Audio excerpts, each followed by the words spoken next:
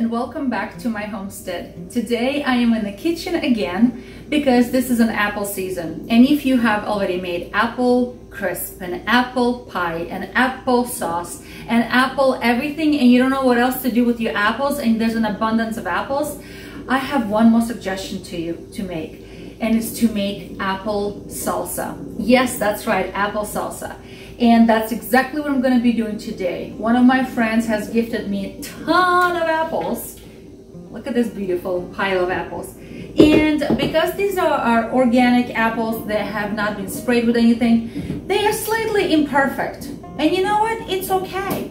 They deserve love, and they're going to be cooked and they're going to be used in my kitchen today. And like I always say, when there's an abundance, eat fresh, enjoy, right? Enjoy today. Make whatever you want to. If you want to dehydrate them and then use them as snack later on in your trail mix, it's perfect for snacks. My kids love it. I should make some of that. But also apple salsa. So for my apple salsa, I'm gonna need a few ingredients that normally go into making regular salsa, but also we're gonna be adding apples. So obviously I'm making a big batch, a huge batch, but I will leave in the description below, I will leave the ingredients will go for one particular batch, okay? And how much you need of teaspoon, tablespoon, a cup, whatever. But I'm going to be making a lot today. Okay, so everything is already washed and ready to go. And I have a big pile of tomatoes here. It is best to use some sort of Roma tomatoes for this recipe. Why? Because Roma tomatoes have less liquid and more of like flesh, meaty part of the tomato, which is perfect for the salsa. But I don't think I have enough, but instead I have these gigantic big ones. Look how beautiful they are. And I'm going to be using them. So what I'm going to do is to get rid of some of that liquid, they're already washed. I'm just going to chop them up and I'm going to mix them with a little bit of salt, just like a sprinkle of salt. And I'm going to let them drain and lose extra liquid that it has. Okay, I am not going to blanch them. I'm not going to take off the skins. I'm going to leave them on. I know a lot of recipes say to remove them, but I'm going to leave them on because we don't mind. Then I have a big pile of apples, and it is best to use the hard kind of apple like Granny Smith or something else. But these are, I think these are Cortland. My friend wasn't sure. Tommy and Sierra, they were not sure what kind of apples these are. I think these are Cortland apples, at least to taste. And I already washed them, and I'm not gonna peel them. I'm gonna leave the skins on. But if you don't like skins in your salsa, you may peel them, and I'm gonna chop them up as well. What else? I'm gonna need some bell peppers, and I have some beautiful bell peppers. I have some yellow, I have some green bell peppers. I'm gonna use that. And also I'm gonna use some of these red sweet Italian peppers as well, because they're not spicy, these are sweet. I will throw in 1 or 2 of hot peppers, and I have a couple of red hot peppers and a couple of green hot peppers. You know what I'm missing? I'm missing onion. I have to go get onion. I'm gonna need yellow onion, chopped yellow onion. I will need some lime juice, because once I start cutting all of my apples, I don't want them oxidized and turn brown. So I will sprinkle some of the lime juice, but you can always use lemon juice or citric acid water, something like that, just to make them not turn brown so much, okay? Then I'm going to use cilantro, fresh cilantro, and it's a controversial topic. I know a lot of people don't like cilantro. If you don't like it, you may omit altogether or substitute for some parsley. Italian parsley would also work very well. We're going to need some white sugar, and it can be half white, half brown sugar, but I'm going to use all white sugar today. Then we're going to need apple cider vinegar, and I have a lot of apple cider vinegar here, and we're going to use that. For spices, besides salt, we're going to use salt, obviously, and the hot pepper that we have. I'm going to be using some allspice, allspice, ground coriander, some cinnamon, and that's it. That's it. If you like really, really spicy, you can add some cayenne pepper. All right, so let's start chopping. So right now, all I'm gonna do is I'm going to take my little tomatoes here, and I'm blocking the camera. Let me move the camera. And I'm gonna throw them in here on a colander over a bowl, just to catch any extra liquid, okay, that may be here. And all I'm doing, I'm just chopping them up small. You may use any kind of chopper as you want, but it's not difficult for me to do it this way, okay? I was gifted these beautiful knives, and they work so well. If there's any kind of imperfections in the tomato, I just cut this out and I save it for my chickens. And that's it. So how am I cutting them? Not ridiculously small, but yeah, I don't think I'm gonna get that one. But I'm just gonna cut them into like a little chunks. And then I'm just gonna take, I don't know, a couple of pinches of salt. Nothing crazy, but just a couple of pinches of salt, because I think that that's going to help to remove the extra liquid from these tomatoes. So some of these tomatoes are slightly discolored. I don't know why, from the garden. So I just cut out the imperfections. My chunks are probably about ½ an inch big, I would say. Little squares, okay? And all I'm doing, I'm just gonna put them in here. A little bit of salt, just like this. Fluff them up a little bit.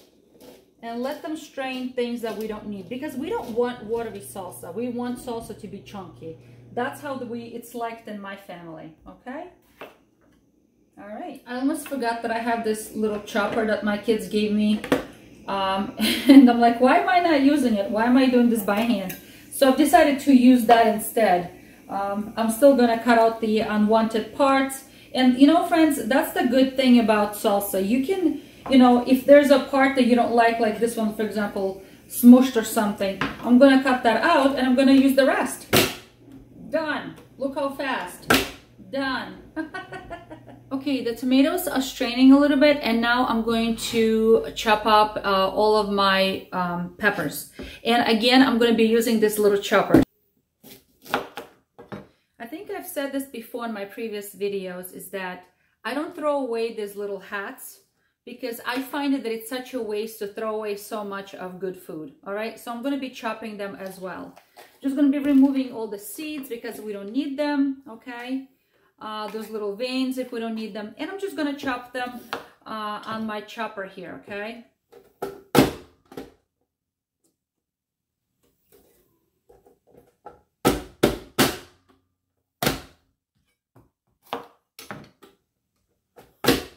Next step, I'm just going to get all my onions ready, and I peel them. These are huge onions, and I'm just going to again put them through my little chopper into big chunks. They don't have to be very fine, but if you want them on a finer side, then you can chop them on a finer little grit. But this is kind of a large one, so I'm just gonna do what I did with all my other vegetables.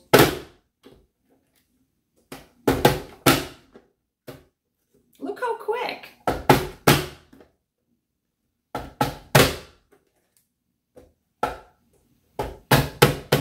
Onions are done. Okay, so the next thing I'm going to do is I'm going to put gloves on, and I'm going to finely chop the hot peppers. And I'm putting gloves on because I don't want to accidentally cause damage by touching my face, my eyes, or something like that. So, all right, so a couple of options. You may want to remove the seeds and the veins from inside the pepper to make it less spicy, but I'm going to leave them in. It's fine by me. Because it's a big batch I'm using, so I'm using 2 hot peppers, because I know my family, they do enjoy spicy salsa.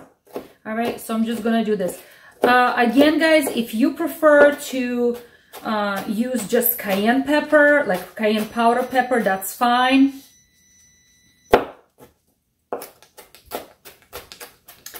And I'm just finely chopping that because you don't want anybody to accidentally take a bite of a big spicy pepper in their salsa. And I'm gonna add them to my mixture. So right now I have a big pot here of my peppers, my onions, and the hot peppers go here as well. Okay, and then I'm gonna be adding the rest of the ingredients, and I'm gonna put it on the stove just for a couple of minutes. So the next thing I'm going to do is I'm going to work on the apples. And I know apples turn brown fast, oxidation, right? So to prevent that, I'm going to take a few of my little guys here, my little limes. I'm gonna cut them and squeeze the lime juice out of them, and I'm gonna put a little bit of water, and I have about 1/4 cup of water in here, and that's gonna create that lime water, and I'm going to sprinkle that all over my apples to prevent them from oxidizing. Is that all right? Make sense? So you may want to peel the skin if you wish, but I'm gonna leave them just as they are. Now, some people prefer to use Granny Smith apples because they're a little bit more tart, but I'm using what I have, and it's okay. So the only thing you may need to adjust is the amount of sugar, but I like this amount of sugar because I think the spiciness of the hot peppers and sweetness of sugar and apples work very, very well together. Again, you may guys want to do, you know, as far as peeling, it's up to you. Done. Oh my goodness, I love this chopper. I used to do all chopping by hand and it would take me forever. All of my canning. And then I was watching one of the homesteading videos, YouTube videos, and Sarah from Living Traditions Homestead showed me how she uses one of these kind of choppers, and I was quite fascinated. So I mentioned it to my kids, and they got it for me for Mother's Day, and I am super, super happy with this. I can leave a link in a description where they got it from. So now I'm gonna keep chopping, but I just want to show you what I'm gonna do now. So I have a pile here, right, of my apples, and they're beginning to turn quickly, right? So what I have here, my friends, is the lime water that I made, and I'm just going to sprinkle a little bit, right, so it doesn't turn brown, just like this. All right, and I'm gonna keep chopping.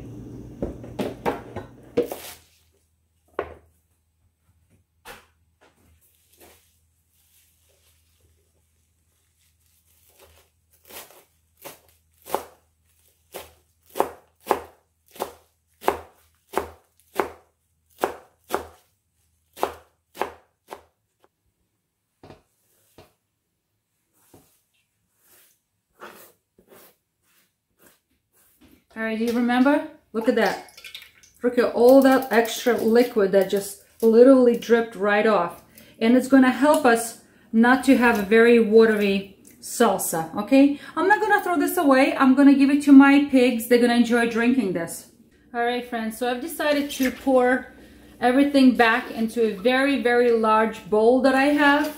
And I'm stirring everything together, and unfortunately did not fit into my very large pot. So I'm going to split it between two vessels, between two pots. But in order for me to do that equally, I have to divide them up equally. And they have to be all mixed in together. So I'm just mixing all of these ingredients together, and I just want to bring your attention to these colors. Oh my goodness, I absolutely love these colors. And so once I mix everything like this, I'm gonna add my vinegars, my spices, my sugars, the salt, and I'm gonna put it on the stove. Okay, so how long to cook it? I'm gonna cook it very, very briefly.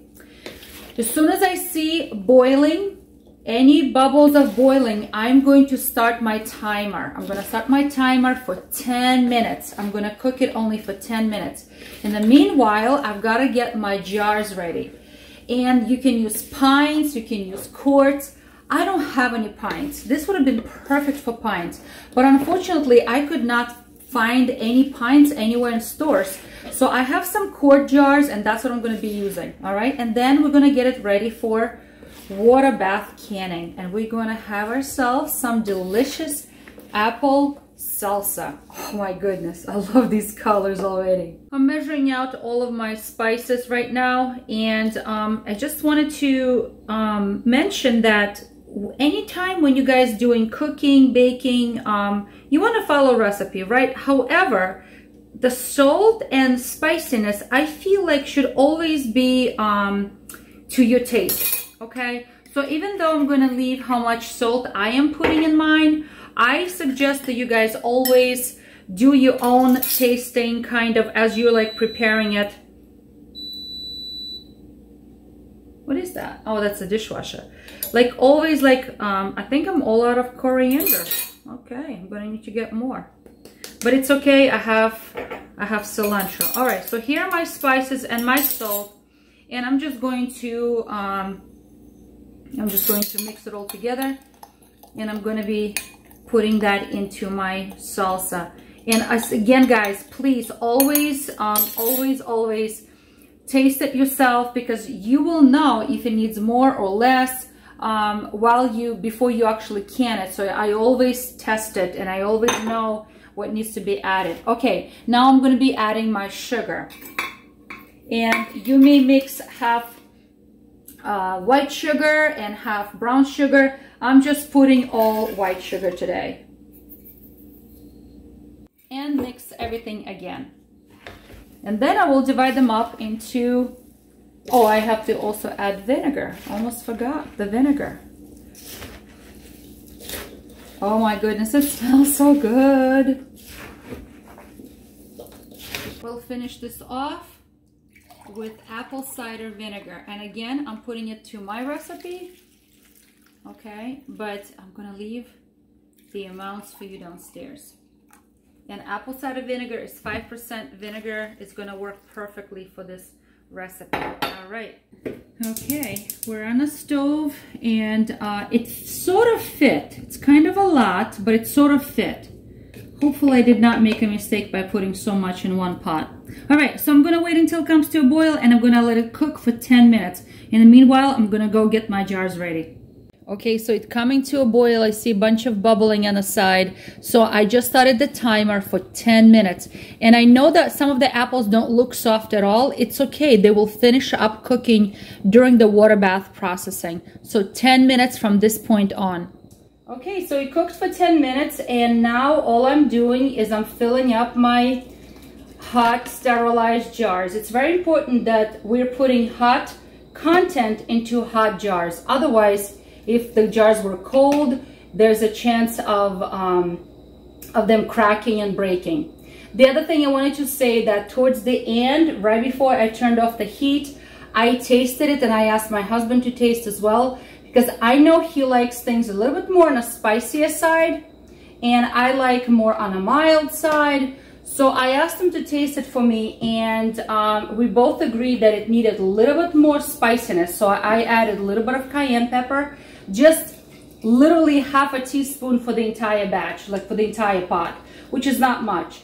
And we also tasted it, and we both decided that it needed just a little bit more salt. Because you know how sometimes some apples are sweeter than others, and you will know that needs more or less. This is why I find that it's so important to taste it. Before you actually finish canning and put your lids on and everything, always taste it, because it's important to know how things are coming out. All right, so all I'm gonna do, I'm just gonna fill them up, and then I have my little fancy plastic knife I use instead of a debubbler. I'm gonna run through the jars just to release any unnecessary bubbles, just like this. You know, I'm just gonna push it on the sides, and I know that the liquid will drop down to all of those pockets that were not filled. And I'm leaving about a half an inch to an inch of headspace. And always, always, always, I run a paper towel. With a little bit of vinegar on it, I run the edges, because that's how I make sure that the edges are clean and there is no problem with the seal. And then I have my hot water bath canner already warming up, and I'm going to be putting it into the hot water bath for processing. Now, these are quarts. The quarts I'm going to process for 20 minutes, okay? 20 minutes. But if I had pints, I would be processing pints for 15 minutes. 15. But these are quarts. I'm going to do them for 20 minutes. Okay, friends, so here is our apple salsa. The jars just came out of the canner. They're very, very hot, and they look great. There, I hear pin sounds of the jar sealing, so it's super exciting. I have a little bit left here that did not fit in a jar, so I want to give it a taste, guys, and I'm gonna put this in the fridge so we can eat it today, tomorrow. But yes, I have several jars here. These are all quart jars and they look absolutely wonderful. Okay, so this was left. This is like a half a pint left that did not fit in a jar. So I just want to give it a little taste before I put it in the fridge because I'm sure we can eat it tomorrow. Oh, it's really good. It's really, really good. It's sweet, it's spicy, it's salty just enough, and it has a beautiful aroma and flavor of an apple. So I'm glad I added a little bit of more salt because even though I counted everything and I measured everything, but sometimes towards the end you realize that you need something more, and always taste before you're done with your canning project. And I'm glad I sprinkled a little bit, half a teaspoon of cayenne pepper, even though I added those hot peppers, but this cayenne pepper definitely added just a little kick that I needed. And remember, I made a huge batch, huge, like 3.5 portions worth of apple salsa, but you don't have to make so much. So make a small batch, make a half a batch and see how that goes. So friends, if you don't know what to do with your apples and you have no place to store them, apple salsa is one of those options. So please be encouraged and try something new.